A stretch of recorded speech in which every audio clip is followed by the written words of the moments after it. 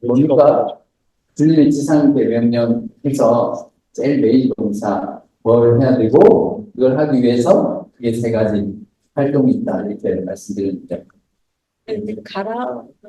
자, 이거 누가 좀 채워보세요. 자, 제자를 삼아가지고 make disciples.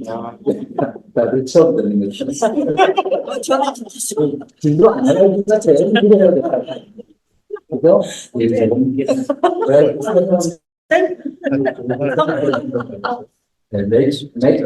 모든 민족을 제자로 삼는 게 본문에 원어적으로 신이라 말씀드렸고, 제자를 삼기 위해서 해야 될 게 가라. 네.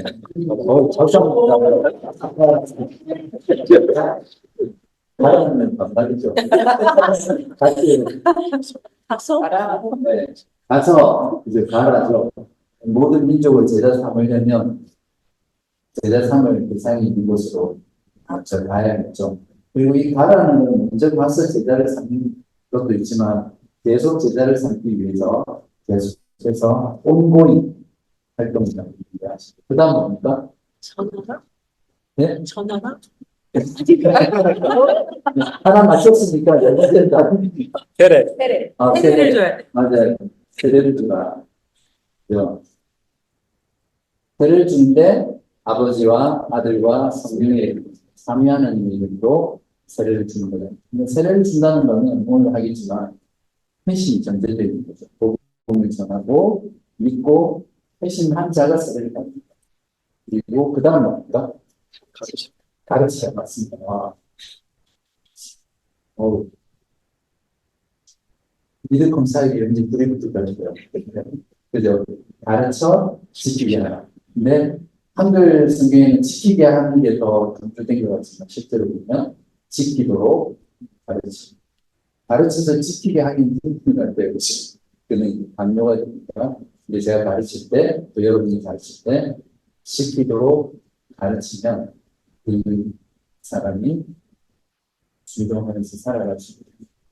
이게 주님의 지상의 명령이고요.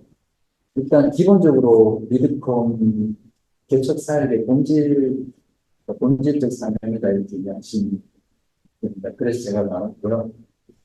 그 다음에 조금은 신학적으로 교리적으로 정리를 그다음에 했는데 지상교회의 사명은 내부적 사명과 외부적 사명이 있습니다. 내부적이라는 것은 안으로 우리가 모였을 때 외부적으로는 밖으로. 네. 제가 청년부에 늘 말하지만 신앙이 성장하려면 좀 주의식 교육 있잖아요. 제가 좀 한국식 교육이 아주 탁월한 전 세계를 뛰어잡고 있는 주의식 교육인데 외우면 자기들이 돼요. 진짜로.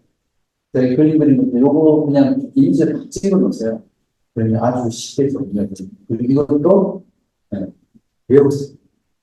지상교회의 사명은 내부적 사명이고 외부적 사명입니다. 내부적 사명에 뭐가 있다고요? 이거는 저도 한 번 더 봤기 때문에 여러분 잘 기억해 주시고요. 그냥 쉽게 말하면 예배와 성도들의 교육을 통해서 올바른 교육을 통해서 교회는 하나님의 말씀을 전파하고 가르치는 기관이죠. 말씀을 가르치고 전하는 게 핵심적인 사명이고, 네, 그렇게 해서 주님 모실 때까지, 재림 때까지 지상의 교회를 상속된다. 계속해서 이 진리를 통해서 보존해서 주님 모실 때까지 이 교회를 지켜나가는, 그게 교회의 사명입니다.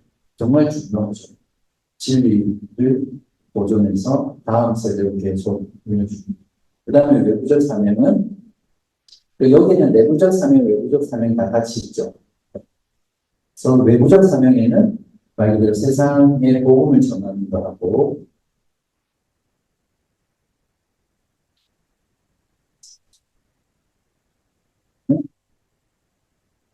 복음 전파하고 또 하나는 뭡니까? 세상의 빛과 소금으로 존재합니다. 구별된 세상, 부패라기보다는 세상과 구별된 존재로 세우고요. 그래서 그걸 거룩이라고 말할 수 있죠.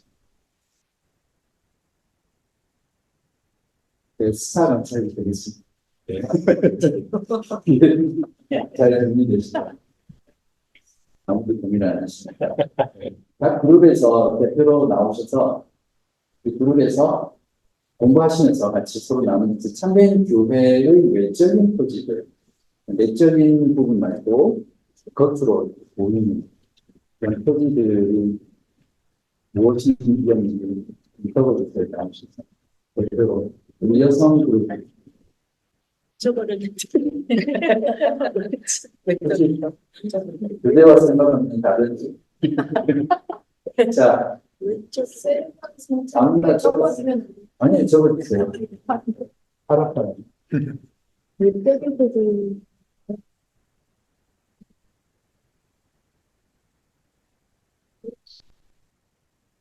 왜 나를 적었어요?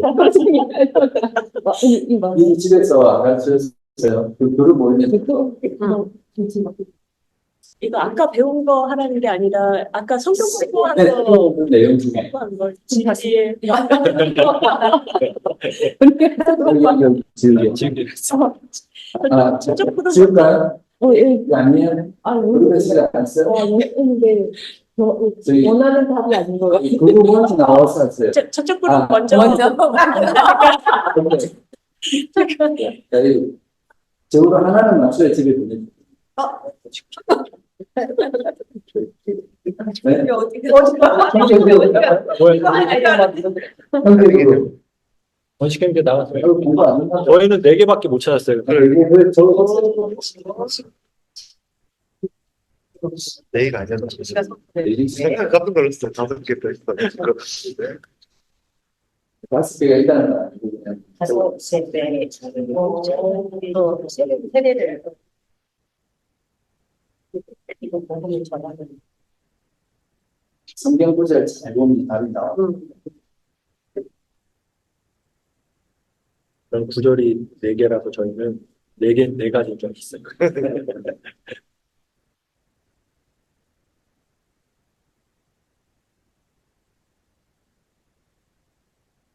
맞지.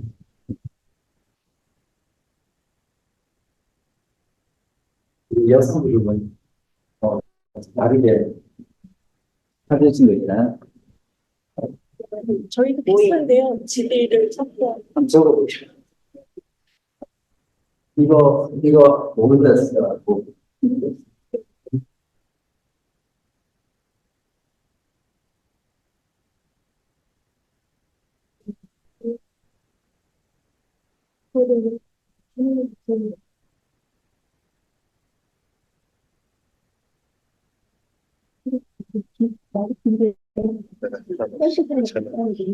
문장. 그치. 성재한테 나보다 빨리. 아. 그런 것을 디테일하시고. 확실히 여성분이 좀 이해를 남성은 그냥 스프라이라고 언니가 진짜 디테일하게 잘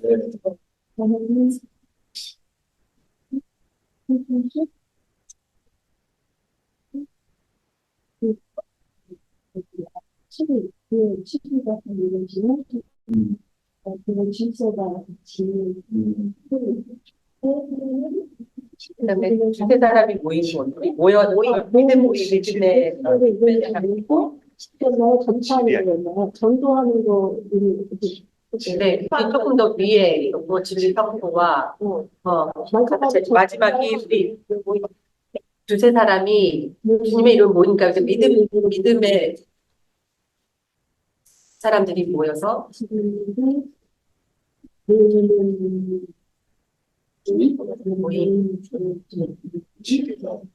모임이 거기 교회다 말씀 좀 말씀 전파를 진리 성도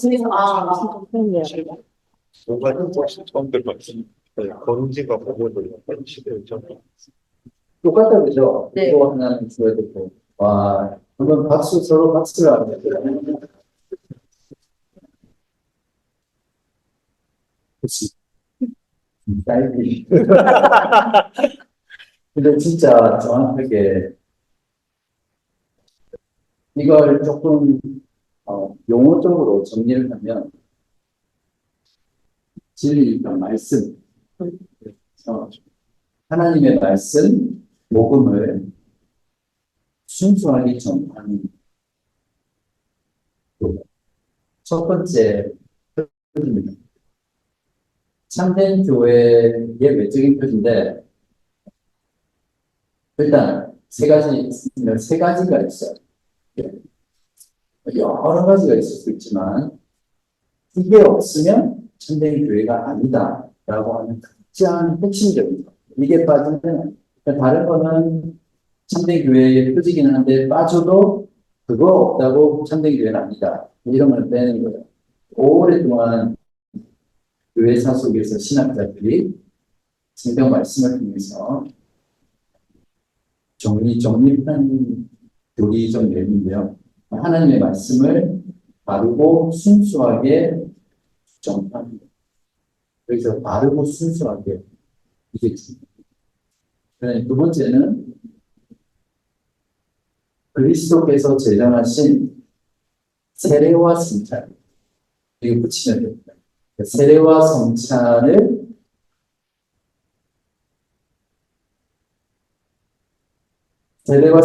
역시 바르게 시행하는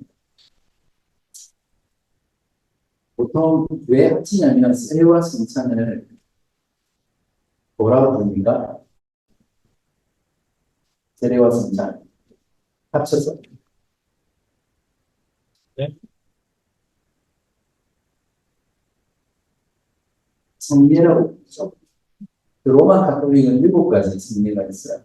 근데 종교개혁자들이 나머지 5가지는 성경에 전혀 근거가 없는 성례다. 그래서 빼버리고 세례와 성찬만 주님께서 지상교회에 주신 명령하신 거룩한 예수 성례라고 해서 영어로는 세크먼트라고.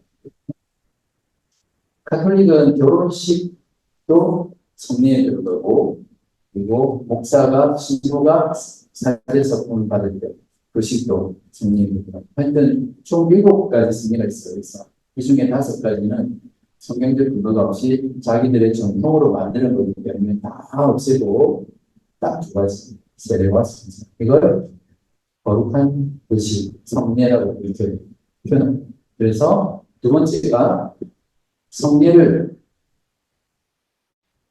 올바르게 시행하는 거고요. 그다음에 세 번째는 잘 말씀하시는데 본징 질서라는 말 그리고 본징을 정당하게 시행하는 것.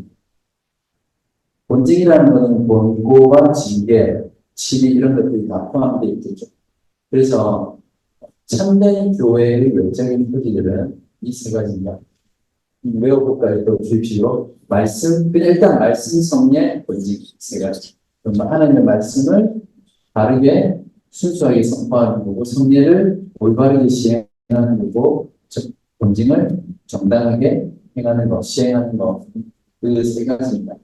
근데 보통 어떤 학자들은 이거 하나만 있으면 된다.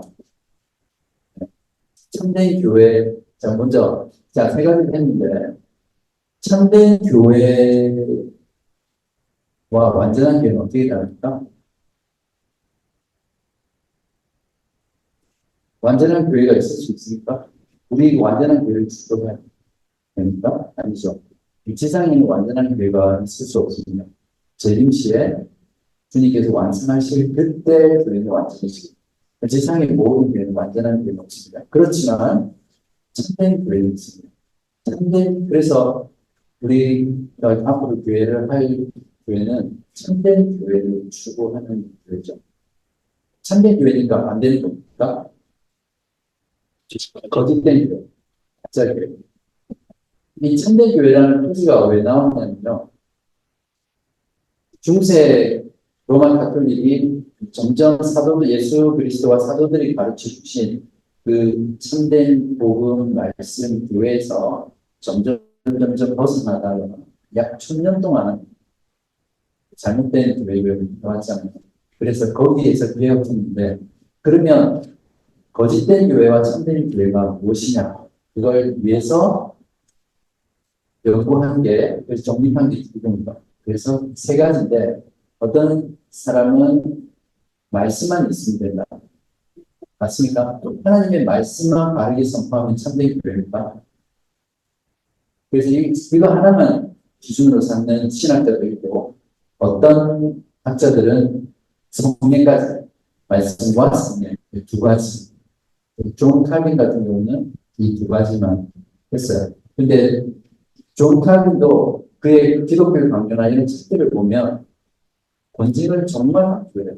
본질이 없는 교회는 참된 교회가 아니다라고 말했기 때문에 궁극적으로 존 칼빈도 이 세 가지 다가 참된 교회의 외적인 뜻이다 이렇게 말했습니다.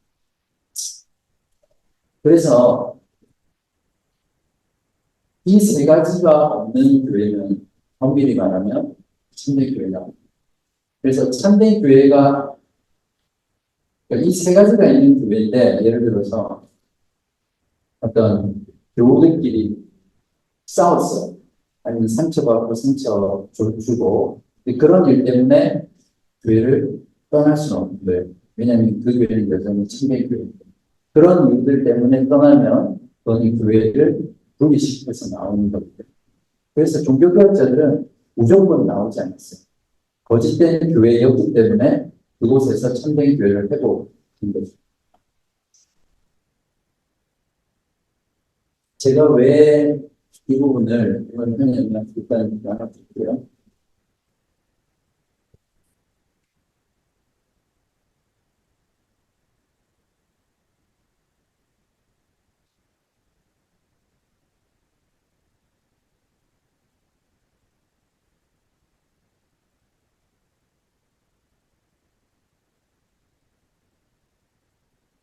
제가 기본적인 골격은 다 말씀드렸기 때문에 여기서 몇 가지만 제가 짚고, 여러분이 앞으로 신앙생활 할 때 이 세 가지를 알면 정말 많은 유익도 있지만 신앙생활을 다르게 할 수 있는 지표가 됩니다.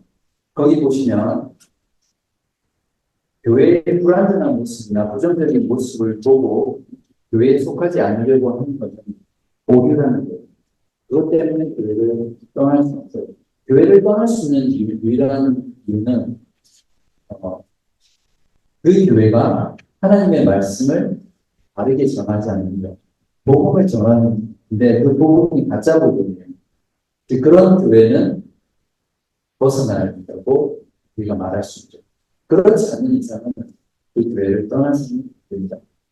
말씀이 바르게 선포되고 세례와 성찬이 올바르게 시행되고 또 권직이 되면 참된 교회죠.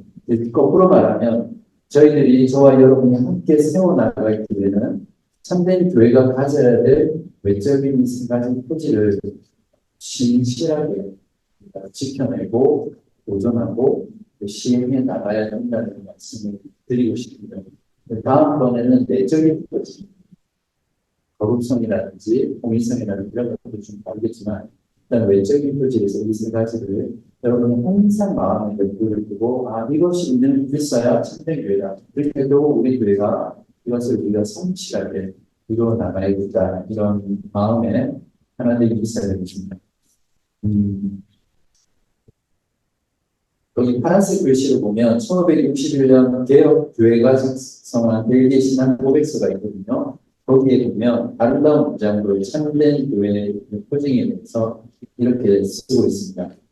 배순영 교수님이 아름다운 목소리요. 네.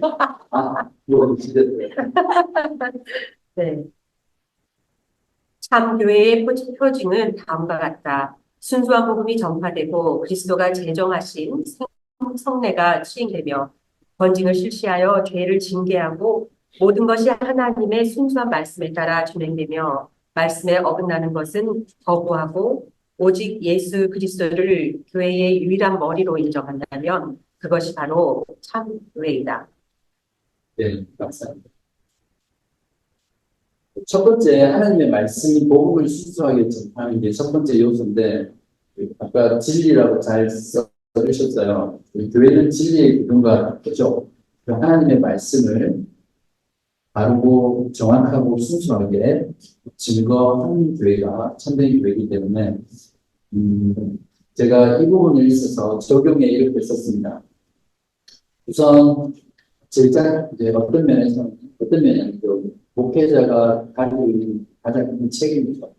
지금 우리 교회도 이런 부분에서 정말 오늘날 시대에서 우리 교회가 잘 하고 있다고 저는 생각하는데, 저도 역시 마찬가지로 주일 공예배 때 하나님의 말씀의 복음을 정확하고 순수하게 가르치고 선포하기 위해서 제 모든 노력을 다 하려고 합니다. 그래서 혹시 제가 헷갈려 같은 이상한 부분을 전한다. 성경에서 말하지 않는 말씀이다. 이럴 경우는 저를 채찍해 주시오. 좀 가볍기 때문에 좀 세게 믿냐 안 되고 살살 따라주시고, 네. 그래서 그냥 최선을 다해서 주일 모임 때 설교를 복음을 전할 수 있도록, 여기도 제가 썼지만 하나님의 말씀이라는 것은 넓게 보면 성경 전체죠. 근데 성경 전체가 가리키는 게 궁극적으로 복음, 모든 성경은 그리스도와 그분의 사역을 가리키고 그분을 통하는 영원한 하나님의 구원을 말하기 때문에 성경 어느 곳을 설교하든 그곳에는 반드시 복음이 있고 되거든요. 그래서 복음을 신실하게 선포하고요. 그리고 그 복음을 통해서 믿지 않는 자들이 회심의 구원을 얻고 또 믿는 자들이 그 믿음이 성장할 수 있도록 그렇게 제가 일단 저는 여기에서 제 남은 몇 년이 될지 모르겠지만 보려고 하고요. 거기 두 번째는 뭐냐면 예수님도 그렇게 말씀하셨잖아요. 내가 너희에게 분부한 모든 것을 가르쳐라. 이렇게 명령하셨거든요. 그 명령은 교회에 주신 명령이라고 하셨잖아요. 그래서 저는 여러분도 아시겠지만 주일 한 번 와서 30분에서 한 40분 사이에 설교 한 번 듣는 걸로는 성경 전체가 말하는 그 진리의 체계, 복음의 체계를 파악하기 너무 시간이 많아요. 그리고 설교자가 모든 성경의 부분을 다 설교하면서 이거는 여기서 진리는 우리는 이겁니다. 이렇게 가르칠 수가 없어요. 또 주일날 참석하신 모든 분들은 신앙의 상태가 너무 다양하기 때문에 이렇게 가르칠 수가 없죠. 그래서 제가 오후 예배 때는 교리와 신학을 중심으로 한 설교를 하려고 합니다. 그래서 성경 전체가 말하는 핵심 교리와 신학을 체계적으로 계속 가르치려고 합니다. 그래서 사실 원래 목사가 이걸 선언해요. 네덜란드나 유럽의 개혁교회 목사는 목사 안수를 받을 때 안수를 받으면서 선언할 때 저는 오전 예배 때는 성경을 강의 설교하고 오후 예배 때는 교리 설교를 하겠습니다. 서야하고 돼요. 그게 오늘날 현대로 오면서 다 없어져 있어요. 장로교회에서도 원래 그렇게 해야 되는데 다 없어져 버렸어요. 그래서 한 교회에서 10년 동안 이 오전에 강의 설교를 듣고 오후에 교리 설교를 듣잖아요. 그러면 진짜 뻥 아니에요. 제가 우리 못하는 것 중에 하나가 뻥인데 진짜 웬만한 신학교 학생들보다 더 체계적으로 하나님 말씀을 배우고 싶어요. 그 말은 뭐냐면 신앙이 성장. 왜 교회 목회자가 되는 사람은 신학교에서 그 고생시키면서 그 말씀을 배우게 돼요. 교리를 배우고 성경을 배우고 역사를 배우고 철학을 배우고 왜 그렇게 하겠어요? 그렇게 한 사람이 신앙이 잘해요. 그래서 저는 제가 탁월하진 않지만 신학교수처럼 제가 알고 경험하고 체험하고 있는 하나님 진리의 지식을 제가 못하는 성도님들에게 최대한 패스오버하고 싶어요. 그래서 오후에 교리를 철저히 시행하려고 하고 있습니다. 그리고 거기 수요 예배시 구약 성경을 설교한다고 했는데 이거는 올해는 좀 뭐게 될지 모르겠지만 여러분이 해라고 하면 해야죠. 수요 예배. 근데 일단은 올해 처음 백작하고 많은 일들 이런 것들이 있어서 대리 목사님이 조금 말리시더라고요. 처음부터 너무 무리 그런 것들 말고. 근데 일단은 보통 한국 교회는 다 있잖아요. 수요 예배. 한국 교회 따라가는 건 아니지만 수요일이라는 시간을 우리가 어떻게 또 사용할지 고민하면서 이런 걸 정하도록 하고요. 그 다음에 두 번째는 세례와 성찬을 정당하게 집행하는 건데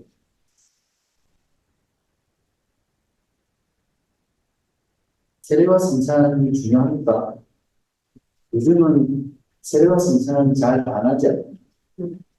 보통 현대교회에서도 많이 안 하죠. 안 하는 편이죠. 또 어떤 목회자들 중에는 세례와 성찬은 하나의 상징이기 때문에 할 수 있으면 하지만 꼭 해야 되는 겁니다. 그렇게 해서 안 하는 경우도 있는데 저는 말씀드렸지만 그냥 어떤 목회자 개인의 선호도가 아니라 우리의 신앙의 성도들이 목숨 걸고 지켜왔던 그런 교리들, 성경 교회의 표지들 이런 것들을 위해서 저는 세례와 성찬을 아주 중요시 하려고 합니다. 그래서 세례라는 거는 엄밀히 말하면 내가 예수 그리스도를 믿고 회개와 믿음으로 구원받았잖아요. 회심이 일어났잖아요. 그래서 죄 사함 받고 이런 데 대해서 영생을 얻었다는 내 안에 거듭난 것에 대한 외적인 표시, 사인, 또 인이거든요. 실. 나중에 우리 시간에 설명하겠지만 그래서 너무너무 중요해요. 마치 사랑하는 두 사람이 그냥 동사무소 가서 여기는 동사무소가 아니죠. 셀러브레이션에서 등록을 해야 되지만 그냥 혼인신고만 하고 살 수도 있지만 결혼식을 반드시 하잖아요. 하나님 앞에 서약하고 또 증인들 앞에서 우리가 부부가 됐습니다 선언하듯이 세례라는 건 그런 거예요. 하나님의 백성들이 교회 앞에서 내가 그리스도로 인해서 죽고 다시 살아났기 때문에 앞으로 나의 인생은 주를 위해서 온전히 교회를 위해서 헌신하겠습니다 라고 결단하고 교회라는 하나님 주님의 몸된 교회로 들어오는 일종의 예식가 입회식 같은 거예요. 처음 신앙생활 때 한 번 하는 거죠. 그래서 너무너무 중요하죠. 성찬이라는 그렇게 그리스도의 자녀가 된 사람이 되자마자 하나님의 몸에 속하잖아요. 그리스도의 몸에. 그래서 그리스도의 몸으로서 순도간에 교제하고 함께 신앙생활을 해 나간다는 어떤 온고잉, 지속적인 연합의 의미거든요. 그래서 성찬이라는 거는 세례는 믿을 때 한 번 하지만 성찬은 신앙생활 하는 데에도 지속적으로 하는 게 성찬입니다. 그래서 이 세례와 성찬을 신실하게 정당하게 시행하려고 하고요. 그리고 무엇보다 세례와 성찬, 특히 성찬은 하나님이 우리에게 은혜를 주시는 일반적인 수단입니다. 가장 일반적인 수단. 그래서 성찬을 세례도 마찬가지로 눈에 보이는 복음이라고 부르거든요. 눈에 보이는 말씀. 우리는 귀로 복음을 듣잖아요. 근데 성찬에 참여하면서 그리스도께서 흘리신 피, 그분이 나 대신 지키신 그 몸, 또 우리가 그 몸을 먹고 그리스도와 한 몸이 된다는 이런 모든 신앙의 어떤 영적인 걸 눈으로 보고, 귀로 듣고, 입으로 좀 맛보고, 냄새를 맡고, 오감으로 그 복음을 경험합니다. 그런 면에서 하는 우리 신앙의 성도들은 이 성찬을 통해서 하나님의 그 놀라운 은혜, 복음의 은혜를 경험했습니다. 그래서 means of grace라고 해서 은혜 받는 수단이 말씀과 성례와 하는 거예요. 이럴 때 청년 동안 말하는 어느 목사님한테 배웠어요. 막 이렇게 말해주시고, 기도. 이렇게 쓰게 하나님이 통상적으로 하나님의 백성들에게 은혜 주는 일반적인 수단인데 그게 뭐냐면 말씀과 세례와 성찬과 기도라. 이 세 가지를 성도는 부지런히 사용해야만 하나님의 은혜를 받을 수 있습니다. 그걸 게을리 하면 안 되겠죠. 그런 면에서 성찬을 아주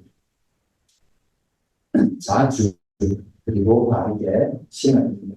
그 세례와 성찬을 할 때 반드시 말씀이 없으면 안 돼요. 로마 가톨릭은 성찬을 미사죠 할 때 라틴어로 해서 참여하는 사람이 무슨 의미인지도 모르고 아무런 의미도 없이 그냥 형식적으로 썼어요. 그거는 제사나 마찬가지고 성찬을 빨리 시행하는 거죠. 그래서 로마 가톨릭은 고집부리죠.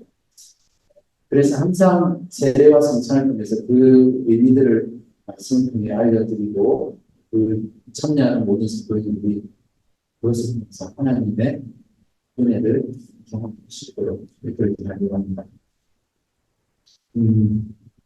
적용해 보시면 그래서 미들컴 우리 베리 목사님 회중 세계 회중은 매월 첫 주에 성찬식을 시행하고요.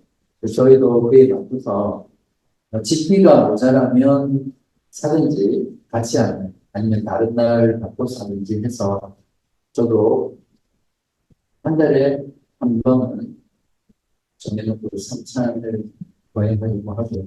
그리고 그때도 말씀드렸지만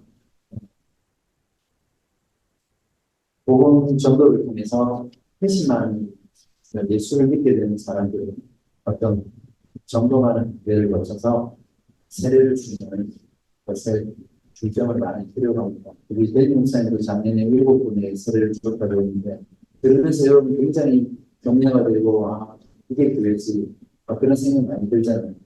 우리도 그런 경험이 많았으면 좋겠어요. 예수 믿지 않는 자들이 복음 듣고 회심했어요. 교회 앞에서 세례가 그 생명의 역사를 보면 우리에게도 큰 은혜가 되죠. 그래서 그렇게 세례와 성찬을 중요시하고 바르게 시행하는 일에 저도 최선을 다하고 여러분도 성실하게 임해 주시고 좋겠습니다. 그리고 권징에 대한 부분인데 권징에 대한 부분은 시간 관계상 오늘은 일단 다음 주에 다루도록 하고요. 네, 권징은 다음 주에 다루겠습니다. 권징이라는 것은 굉장히 중요한 부분이거든요. 하나만 적용적인 부분에서 간단하게 말씀드리면 교회 멤버십의 자격과 입회 과정을 강화할 거다 이렇게 적어놨어요. 왜냐하면 이건 오늘날 현대 교회가 가지고 있는 문제예요. 교회를 스포츠 클럽이나 펍이나 아니면 동호회, 동아리 같이 생각하고 진짜 교회 멤버십에 속하지 않은 채 교회를 왔다 갔다 합니다. 제가 한국에서 이 책을 주문해서 여러분 모두 한 번씩 한독하게 하려고 하는 책이 있거든요. 책가로 10불이고요. 아주 나인박스에서 마크 데버 목사님이 지원하는 교회에서 교인의 자격, 영어로는 처치 멤버십이라는 부분. 어떤 교회는 등록 교인이 600명인데 주일 모임에 200명이 채 나오세요.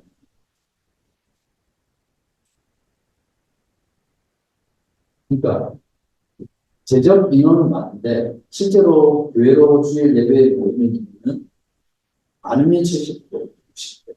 그리고 조금 다니다가 예를 들어서 설교라든지 조금만 어려움이 생기면 다른 교회 가는 거예요. 근데 언제 가시는지 몰라. 오실 때 그냥 오고 가실 때 가고 막 교회 가면 이렇잖아요. 그런 교회는 결국 궁극적으로 이 권징이 없기 때문이고 이 권징의 어떤 한 방편이 멤버십을 강화하는 보통 우리가 교회는 가족이라고 하죠. 하나님 그리스도의 가족. 근데 가족인데 아무나 가족이 안 되잖아요. 그렇지 않아요? 족복처럼 막 손가락을 막 족복들이 기도하는 그죠? 진짜 어렵죠. 이 세상을 봐도 멤버십이 까다롭고 어렵고 문턱이 높으면 높을수록 충성도가 높거든요. 근데 교회만큼은 충성도가 낮은 게 없어요. 오늘 현대교회. 그래서 원래 우리의 선배들은 이 교회의 정교회를 아주 까다롭게 했어요. 그러니까 일단은 반드시 회심한 사람. 근데 그 회심의 증거로 보통은 세례를 받았는지 여부를 보고 그냥 판단을 해요. 그리고 분명한 시간 고백이 있는지 이런 것들을 점검하고 그리고 교인으로서의 마땅한 책임 의무들을 내가 다 하겠다라는 본인의 결단과 서약이 있으면 교회 전체 앞에서 서약을 하고 그렇게 할 때 정해 오는 겁니다. 근데 본인의 자유가 있습니다. 그걸 원하지 않으면 그냥 뭐라고 부르죠? 손님 내지는 레귤러 뭐 이렇게 그냥 교회를 다니는 데로 왔다 갔다. 그래서 우리가 빠른 시간에 많은 사람들을 끌어모으기 위해서 그냥 다 받아주는 그러니까 교회 오는 것은 아니지. 근데 우리가 함께 한 가족으로서 공동체로서 신앙생활할 정배우는 이런 절차들을 분명히 거치고 또 새가족관을 충분히 마친 뒤에 좀 시간이 지난 다음에 이 교회의 가족으로 받아들이는 그런 것들을 시행을 해봅니다. 여기까지 하죠. 혹시 질문 있으세요? 오늘 했던 내용 중에.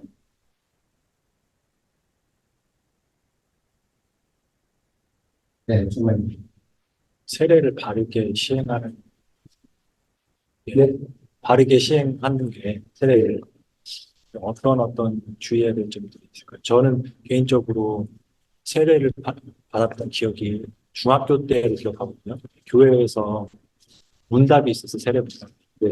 장로교회인데 그걸 열심히 공부해가지고 목사님이나 전도사님 앞에서 잘 배우고 답을 하고 약간 형식적인 느낌이 굉장히 있었고 내가 내 마음으로 진심으로 하나님 앞에 회개하고 회심하는 그런 벅찬 그런 감동이나 그런 기쁨이 좀 결여되어 있는 느낌이 있거든요. 제가 그때 기억을 더듬으면 세례를 받긴 했지만 어떤 세례의 진정한 의미를 제가 깨닫지도 못했어요. 네. 그래서 그렇게 받았던 세례는 제가 봤을 때 어떤 면에서는 그렇게 바르게 시행됐다라고 보기 힘들다고 생각이 들거든요. 목사님은 어떻게 생각하시는지? 어, 저도 똑같이 교육을 받았거든요. 네. 네. 그래서 너무 안타까워요. 근데 그럴지라도 아까 말했듯이 세례는 삼위 하나님의 이름으로 줬기 때문에 비록 그런 마음 상태가 아니었고 심지어는 세례를 주는 목회자도 아니었던 사람이라 하더라도 인정입니다. 그래서 다시 제 세례를 받는 게 만약에 제 세례를 준다? 저는 이제 쫓겨나요. 저희 교회는. 제 세례는 아니지만 네. 그래도 그렇죠. 그러니까 이제 제 말씀, 제가 들으신 말씀은 우리가 이제 초신자들 누가 이제 회심을 해서 세례를 주게 될 때 그런 거를 잘 판단을 해서 맞습니다. 고려를 해서 이분이 정말로 하나님 앞에 회심하셨는지 물론 우리가 하나님이 아니기 때문에 그 사람의 마음을 다 들여다볼 수는 없지만 최대한 잘 생각하고 고민하고 결정해서 주는 게 맞지 않나. 네. 그게 이제 목회자의 책임인데 정말 사람이 진정으로 회심했는지 신앙 고백을 점검하고 또 실제로 그 사람이 구원받는 자로서의 삶이 실제 삶에서 드러나는 열매가 있어야 되거든요. 열매가 없는 상태에서 이른다라고만 했을 때 세례를 바로 주지는 않죠. 결국 그 부분은 목회자 책임이고 성도님들은 세례가 진행될 때 그걸 하나의 형식적으로 생각하는 게 아니라 말씀드렸듯이 하나님의 은혜의 습관으로 생각하고 세례를 통해서 하나님의 용의 은혜를 같이 경험하는 것이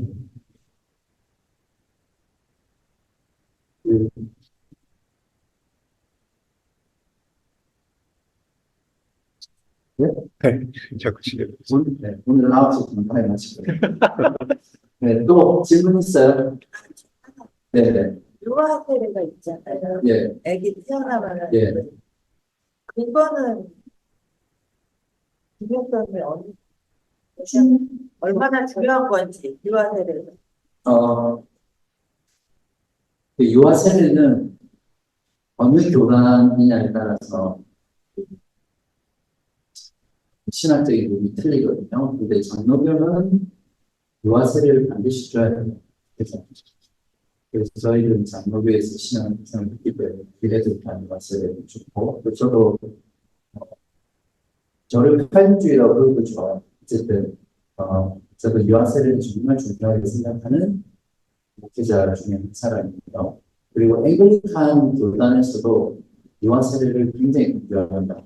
제가 그 둘이 수업했던 피터 젠슨 목사님, 학장님이셨고 주교였죠. 그분이 교수님이셨는데, 여러분 살지가면 유아 세례 반드시 주세요. 막 이러면서 왜 안 줘요? 이렇게 강조하시는데, 가시는 거예요, 지금? 네.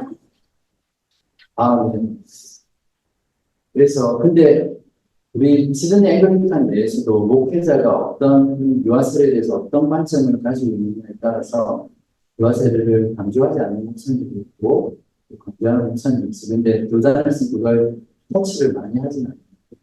그 목회자의 신앙 양심에 맞게는 있긴 한데 원칙적으로 유아세례를 반드시 줄 수 있도록 성도들을 교육하고 시행하는 게 우리 교단의 원칙이고, 또 장로교도 그렇고, 또 제가 확신하는 아이 위해서도 유아세례는 태어나면 유아세례를 주는 게 다른 걸 떠나서라도 신앙적인 유익이 굉장히 많아요. 동의하지 않는 게 있겠지만, 네. 그리고 우리 주의자매가 된 셋째 임신했잖아요. 7월달 출산하게 됐는데, 저한테 태어나면 유아세례를 해달라고 요청을 했어요. 근데 온유가 코로나 때 태어나가지고 유아세례를 못 받았어요. 지금 한 3살인가 4살인가. 요한이도 못 받았어요. 네? 요한이도 안 받았어요. 그죠. 그래서 꼭 받고 싶다고 언제 그랬어요. 받고 싶다고 했는데 너무 잘했다. 근데 온유는 거의 유아세례 받는 애들 중에 제일 연장자이시고 태어나면 6개월 안에 이렇게 받잖아요. 근데 아무튼 그때 주면서 진짜 큰 우리 교회 경사 행태라고 생각하는데 줄 예정입니다. 요한이도 받으세요. 좀 큰 요한이 많고. 이 유아 세례 그렇게 받아도 이제 성장하면은 본인이 또 해서 네, 그때는 이제 입교라고 해서 컨퍼메이션. 우리 교단에서는 사우스지 주교님으로 식사하고요. 목회자가 인당 목회자가 있는 게 아니라 장로교는 그 교회 지역 교회 담임 목사님 그냥 치고 그거는 좀 뿌리고.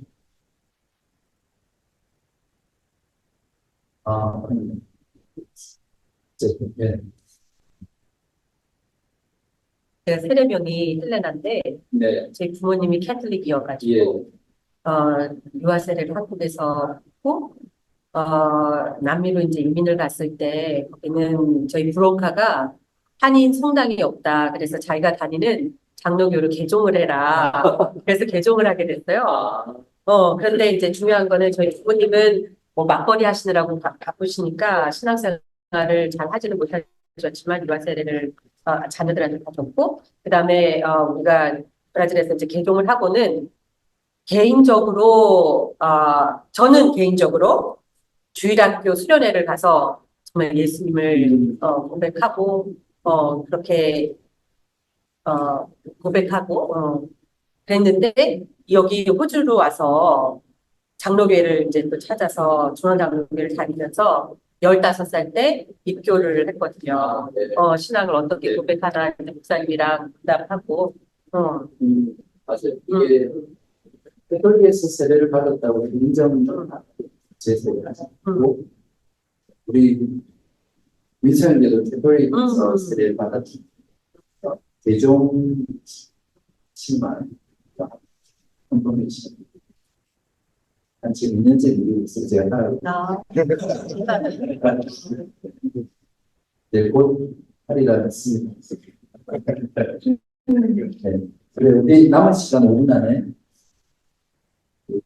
그러면 이런 세례와 성찬에 대한 부분은 지금 다 답이 있기 때문에 나중에 따로 우리 공부할 때 또 세례 성찬식 있을 때 그때 설명하겠습니다.